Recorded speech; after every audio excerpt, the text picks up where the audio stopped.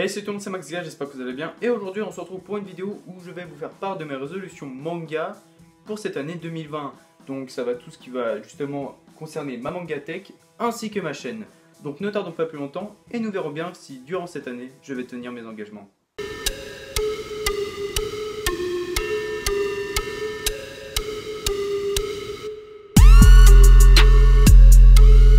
Cette année, j'ai plutôt envie de laisser de côté les nouveautés et plutôt me pencher à terminer mes séries. Je pense notamment justement à Ice Peak, une série en 5 tomes. Et le tome 4 devra sortir justement en février. Ou encore Fuka qui se termine au tome 20 et nous en avons 17 en France. Ou encore Real Life qui devrait se terminer au tome 14. Après Naughty John m'a dit qu'il devait se terminer au tome 11, puis au tome 13. Et finalement là il devrait se terminer au tome 14. Donc je ne sais pas si ce sera vraiment la réelle fin. Mais le tome 12 me laisse croire qu'on arrive vraiment à la fin. Mais j'ai plutôt envie de me pencher justement sur des séries qui sont déjà complètes en librairie. Je pense notamment à Sunken Rock, une série en 25 tomes. Je devrais m'acheter le tome 10 demain. Donc je voudrais la terminer cette année. C'est vraiment ma priorité. Et je n'achète pas forcément d'occasion ces tomes-là. Si j'ai encore un peu de budget, pourquoi ne pas terminer aussi Les Fleurs du Mal, une série en 11 tomes. Ma deuxième résolution, ce sera vraiment d'arrêter d'acheter tout et n'importe quoi en série en occasion. Parce que j'adore les séries plus commercialisées, mais à chaque fois je dépense beaucoup d'argent, mais finalement je commence des séries que je vais peut-être jamais terminer, que je vais peut-être jamais trouver.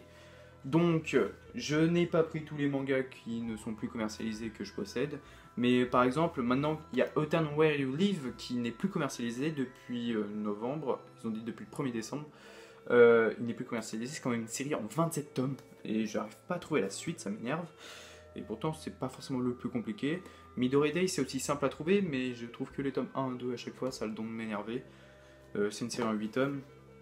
Il y a les Agartha, ça c'est compliqué à trouver, enfin je pense, je trouve, enfin d'après mon vécu dans les Easy Cash, l'occasion, on ne trouve pas les Agartha.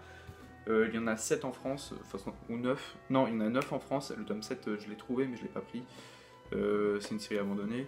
Say Love, une série abandonnée en 6 tomes en France. Il m'en manque plus que 2. Et ça, c'est introuvable. Je ne les trouve pas sur internet, ça doit m'énerver. Ou encore, il y a les State of Love Story. Bon, là, il y en a 50, je ne suis pas pressé. Ou encore, il y a le cortège des 100 démons qui a été abandonné en 6 tomes, alors qu'au Japon, c'est toujours en cours avec plus de 20 tomes. Je ne sais plus, il y en a combien. Mais voilà, sûrement perte de droit ou échec commercial. Vraiment, plutôt me concentrer sur des suites plutôt que commencer des séries comme ça au pif, au hasard, parce que je la trouve en occasion. En vrai, quand j'y repense, c'est quand même bizarre d'apprécier les séries abandonnées, car finalement, on n'aura peut-être jamais la suite. Enfin, clairement, on n'aura jamais la suite. Je pense à des séries comme Agartha, qui a été vraiment abandonnée au Japon et en France. C'est bizarre, ça doit être le côté collectionneur. L'objectif de 2020, c'est de faire aboutir mes projets, car en 2019, finalement, j'ai pas pu faire aboutir mes gros projets. J'en ai fait aboutir des petits. J'ai pu sortir l'émission Quoi de neuf chez Meian, une actu pro Meian, l'actu manga pro Meian. Alors, je suis d'accord, ça peut peut-être énerver. Je voulais juste arrêter de faire des bilans lecture, c'était naze. Je voulais pas faire plein de vidéos de présentation pour chaque manga, car comme vous l'avez pu remarquer, j'en fais plus trop, car la présentation ça m'a un peu saoulé. Je vais essayer de reprendre le goût en 2020 en tout cas. Vraiment, je voulais avoir une émission et finalement c'est tombé sur l'actualité. Sauf que l'actualité de tous les mangas, pour ça il y a déjà Geek World, il y a même Cuties Manga qui fait les sorties du mois, comme Geek World. Il y a aussi Lucas TV qui fait parfois l'Otaktu, je crois. Vraiment, je voulais une émission. Finalement, c'est tombé sur de l'actualité et j'ai travaillé justement cette émission avec la maison d'édition qui était la plus proche avec moi. Pas forcément parce que j'avais des envois, c'est juste par rapport à des rapports avec qui je pouvais discuter, même travailler cette émission. Ils m'ont par exemple envoyé les visuels pour l'émission numéro 1. Ils m'ont aidé pour pas mal de choses, c'est pour ça que j'ai décidé de faire une émission sur l'actualité de Meian. Ensuite, j'avais d'autres émissions comme Allo la France ici le Japon que j'ai jamais fait aboutir, mais je vais peut-être essayer de faire aboutir d'ici 2020.